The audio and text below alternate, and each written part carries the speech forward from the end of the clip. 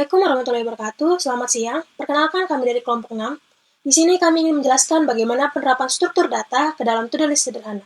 Sebelum kami menjelaskan bagaimana penerapannya, izinkan saya memperkenalkan diri dan memperkenalkan teman-teman saya. Perkenalkan teman saya Anissa Diah Ayu Lestari, kemudian teman saya Mustika Sari Yahya, dan saya sendiri Regina Indranti Simanjuntak, dan teman saya yang lain ada Rifki Kurniawan Fatilah. To-do list itu apa sih? To-do list merupakan alat yang digunakan untuk membantu kita untuk menyusun tugas atau pekerjaan untuk diselesaikan berdasarkan prioritas atau jangka waktu tertentu. To-do list juga membantu kita agar lebih fokus, mengatur prioritas, dan meningkatkan aktivitas. Manfaat dan tujuan to-do list apa sih? Manfaat membuat to-do list, yang pertama meningkatkan fokus dan konsentrasi, yang kedua memberikan rasa pencapaian, yang ketiga mengurangi stres dan kecemasan, yang keempat membentuk disiplin dan kebiasaan positif, yang kelima, membantu dalam perencanaan jangka panjang. Kemudian, tujuan membuat to-do list itu apa sih? Tujuan membuat to-do list, yang pertama itu mengatur prioritas, yang kedua mengolah waktu yang efektif, yang ketiga meningkatkan produktivitas, yang keempat menghindari lupa tugas, dan yang kelima membentuk target harian atau mingguan.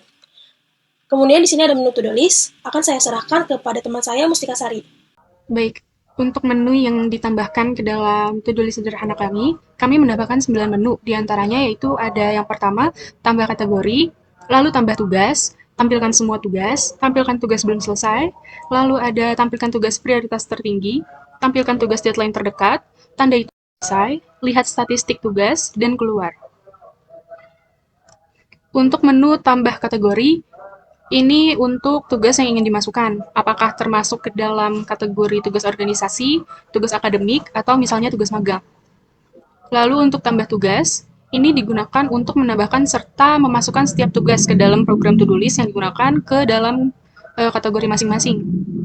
Setelah itu ada tampilkan semua tugas. Ini menunjukkan atau menampilkan setiap tugas yang sudah terinput dan tersimpan di dalam sistem. Lalu tampilkan tugas belum selesai.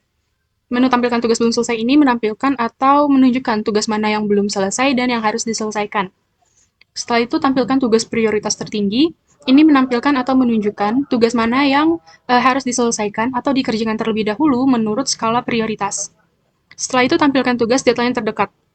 Ini menampilkan atau menunjukkan tugas mana yang harus dikerjakan atau diselesaikan dengan deadline terdekat sebelum terlambat. Lalu tandai tugas selesai. Menu tandai tugas selesai ini itu membuktikan bahwa tugas yang diselesaikan berdasarkan prioritas dan deadline. Setelah itu ada lihat statistik tugas. Ini semacam ringkasan mengenai total tugas yang dimasukkan ke dalam sistem, tugas yang belum selesai, dan tugas yang sudah selesai. Jadi nanti seperti ada keterangan total tugas yang dimasukkan itu ada berapa, total tugas yang sudah selesai itu berapa, dan total tugas yang belum selesai itu berapa.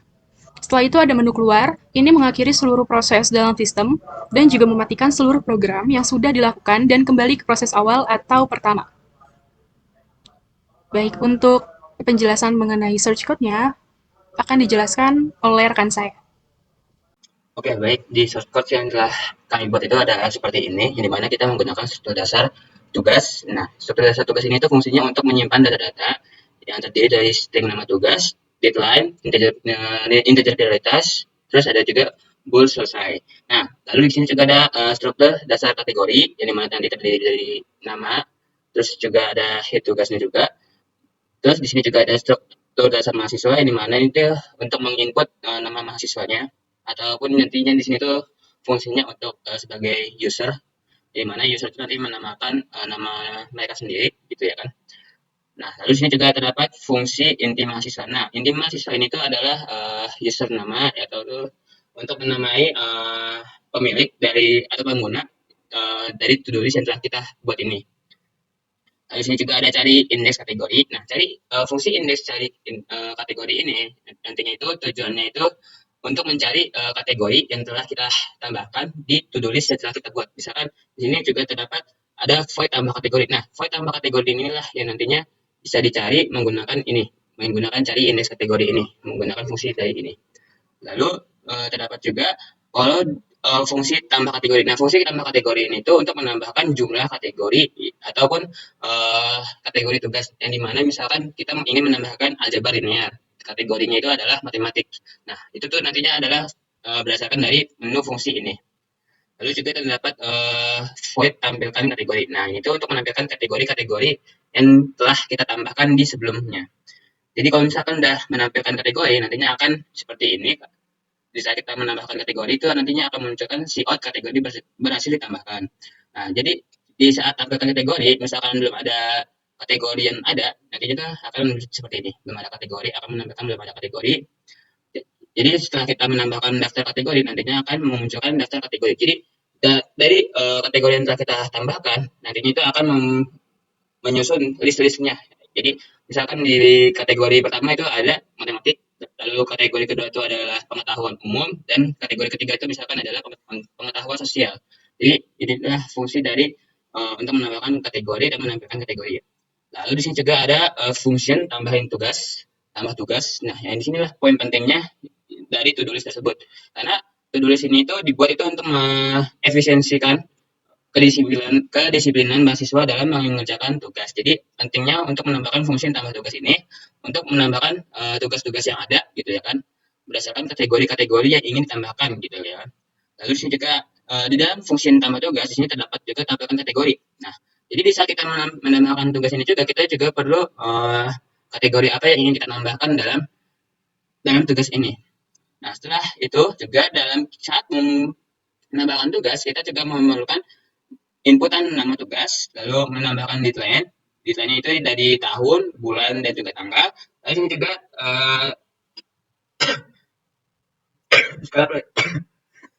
menambahkan juga skala prioritasnya. Nah, skala prioritas ini juga itu dari poin 1 sampai juga yang tertinggi. Jadi, kalau misalkan skala prioritasnya itu adalah 1, itu adalah skala prioritas yang terendah. Jadi, yang tertingginya itu adalah 5. Ataupun bisa disesuaikan juga berdasarkan user ingin menambahkan tugas tersebut itu berdasarkan prioritas seperti apa. Lalu juga di sini ada setelah kita berhasil menambahkan tugas, kita nanti akan memunculkan tugas berhasil ditambahkan ke kategori. Nah, lalu di sini juga ada void urutan tugas berdasarkan prioritas. Nah, jadi setelah kita menambahkan prioritas skala prioritas ini, nanti itu tugas itu akan disusun gitu. Disusun berdasarkan list yang dimana urutan tugasnya itu nantinya berdasarkan prioritas-prioritas yang lebih urgent atau lebih dekat. Lebih urgent atau lebih dekat ataupun juga prioritas dengannya tergantung user juga ingin menambahkan prioritas yang seperti apa. Misalkan tugas tersebut tuh lagi urgent sekali untuk dikerjakan secepatnya, makanya bisa ditambahkan skala prioritas dengan nilainya yang tertinggi. Nah, nantinya itu di sinilah fungsi itu bekerja untuk mengurutkan tugas-tugas berdasarkan prioritas. Lalu setelah ini terdapat juga function tampilkan semua tugas. Nah, disinilah poin utamanya juga, poin pentingnya juga, yang dimana dalam function ini juga ini akan menampilkan semua tugas-tugas yang telah kita tambahkan. Nah, inilah yang nantinya yang akan menampilkan semua tugas yang ada gitu ya kan, yang telah ditambahkan. Nah, setelah itu juga terdapat function tandai tugas selesai. Nah, untuk function ini itu tujuannya untuk menandai tugas yang telah selesai kita kerjakan. Misalkan aljabar ini telah selesai dikerjakan, makanya kita nanti akan menginput pilih nomor tugas yang selesai. Nah, jadi dalam list nanti itu nanti ada tugas yang berurutan nomornya dari nomor 1 sampai nomor sekian. Nah, nanti itu kita tandain saja, cukup tandain saja, pilih nomor berapa tugasnya yang ingin ditandai telah selesai gitu ya kan. Jadi kalau misalkan tugas tersebut telah ditandai selesai, nanti akan menampilkan ini, sheet out tugas ditandai selesai. Nah, jika kita menginput nomor dari list tugas tersebut nggak ada, misalkan tugas tersebut di listnya nomor 1, gitu ya kan, kita ingin menandai nomor 2, maka nanti nomor tugas tidak valid. Karena jika misalkan kita menambahkan hanya satu tugas saja, nomor 1 tugas saja, maka di nomor 2 itu jika kita menginput nomor 2, maka nomor tugas tidak valid, akan menampilkan nomor tugas tidak valid.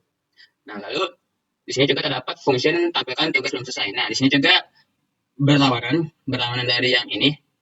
Jadi itu untuk tujuannya untuk menandai tugas selesai. Nah, jadi jika sudah ditandain tugas selesai, maka di sini kita perlu tahu juga nih sebagai mahasiswa, kira-kira apa aja sih tugas yang belum selesai dikerjain gitu ya kan. Makanya kita perlu menambahkan fungsi untuk tampilkan tugas belum selesai.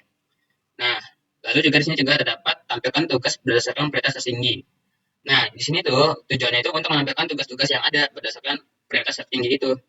Nah, jadi nantinya akan menampilkan CL seperti tugas prioritas tertinggi, bla bla bla bla, itu nanti skala prioritasnya berapa. Nah, di sini juga kalau misalkan kita menampilkan apa ya, menampilkan tugas yang berdasarkan prioritas tertinggi itu belum selesai dikerjakan, nantinya akan menampilkan sifat tidak ada tugas belum selesai. Itu tandanya menandai bahwa tugas tersebut belum selesai dikerjakan. Lalu di sini juga ada fungsi tampilkan tugas deadline terdekat. Ini juga hampir sama fungsinya dengan yang tampilkan tugas prioritas tertinggi. Cuman di sini itu nantinya menampilkan tugas berdasarkan deadline yang terdekat gitu. Jadi listnya itu berdasarkan deadline terdekat. Kalau ini kan listnya berdasarkan prioritas tertinggi. Nah, jadi bedanya hanya seperti itu saja. Lalu sini tampilkan statistik tugas. Nah, untuk fungsi tampilkan statistik tugas, ini tuh tujuannya itu untuk menampilkan jumlah total tugas yang ada, lalu tugas yang selesai itu ada berapa, lalu tugas belum selesai itu ada berapa. Jadi untuk menampilkan tampilan-tampilan yang total tugas selesai ada berapa, lalu tugas belum selesai ada berapa. Nah, lalu di sini ada fungsi bersihkan memori. Nah, dari fungsi bersihkan memori ini, di saat kita keluar dari program, otomatis program tersebut tuh meriset dari awal, menghapuskan memori-memori sebelumnya. Jadi to-do list yang di saat kita mau keluar dari program tersebut, to-do list itu bisa digunakan kembali dengan mengisi data dari awal. Makanya perlu adanya fungsi bersihkan memori jika ingin to-do list tersebut digunakan berkali-kali dengan data yang mengulang dari awal untuk menginput dari awal juga. Nah, lalu sini juga ada fungsi menu utama. Nah, di sini juga untuk menampilkan pilihan-pilihan menu yang ada dari tambah kategori sampai pilihan ke-9 ini. Menu ke-9 itu keluar. Nah, pada menu core inilah yang nantinya bisa kita menginput menu keluar, nantinya akan program tersebut akan membersihkan memori secara otomatis atau mengulang data dari awal, gitu kan. Lalu di sini juga ada pilihannya switch, yang gimana kalau switch ini tuh fungsinya saat kita memilih nomor 1 itu akan menampilkan kasus yang ada pada menu pertama case ke-1. Nah, jika misalkan kita ingin ganti ke menu kedua, maka kita akan tinggal itu saja nomor 2 gitu kan, pilih menu 2, nanti akan menampilkan case yang ada berada di case kedua atau tambah tugas ini. Begitu juga seterusnya. Nah, lalu di sini juga terdapat integer main. Nah, integer main ini tuh fungsinya sebagai fungsi utama aja untuk menambahkan data-data nilai mahasiswa ataupun menu utama, lalu juga bersihkan memori tersebut. Nah, kurang lebih seperti inilah source code yang telah kita buat. Selanjutnya akan dipresentasikan kembali oleh teman saya dalam proses menjalankan source code ini. Baik, kita alihkan saja ke teman saya berikutnya. Oke, selanjutnya aku mau nunjukin program to-do list yang udah kita buat pakai bahasa C++. Nah, tampilannya akan kayak gini.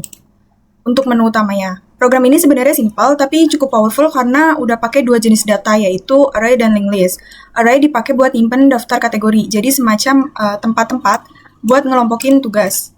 Contohnya kayak tugas kuliah, tugas magang, atau tugas organisasi. Nah, di dalam setiap kategori itu, daftar tugasnya bakal disimpan pakai linked list. Tujuannya biar jumlah tugas bisa fleksibel, nggak dibatasi kayak array. Kita masuk ke menu pertama.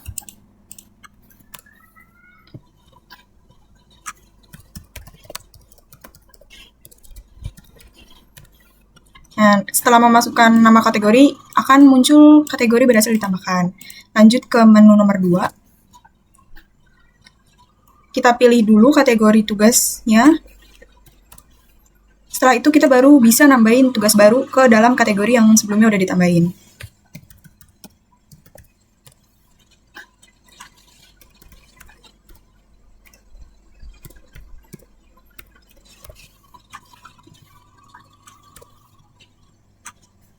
Nah, di sini juga kita bisa masukin prioritas, makin kecil angkanya, makin tinggi prioritasnya. Lanjut ke menu nomor 3. Di sini, menu ini bakal nampilin semua tugas dari semua kategori yang udah dibuat. Yang kerennya, tugas-tugas ini otomatis diurutkan dari prioritas yang tertinggi ke terendah. Pakai algoritma insert sort sederhana di linked list. Outputnya juga rapi. Sudah ada kolom nama tugas, deadline, prioritas, status belum atau selesai. Karena kita sudah pakai library Yomani. Lanjut ke menu nomor 4. Nah, fungsinya buat nunjukin cuma tugas-tugas yang belum ditandai selesai aja. Ini ngebantu banget biar kita bisa fokus ke tugas-tugas yang masih harus dikerjain dulu tanpa ketutupan sama tugas-tugas yang udah beres. Lanjut menu nomor 5. Di sini program nyari tugas dengan prioritas paling tinggi dari semua kategori. Jadi kalau bingung mau ngerjain yang mana dulu, bisa langsung cek tugas paling krusial lewat menu ini. Lanjut ke menu nomor 6. Nah, hampir mirip dengan menu sebelumnya, tapi kali ini berdasarkan tanggal deadline. Program bakal cari tugas belum selesai yang punya deadline paling mepet. Cocok banget buat kita yang suka ngerjain mepet deadline. Kita lanjut ke menu nomor 7. Kalau ada tugas yang udah selesai, kita bisa tandai tugas itu berubah jadi selesai. Nanti tugas ini udah nggak akan muncul lagi di menu tugas aktif, kayak di menu nomor 4, 5, dan 6.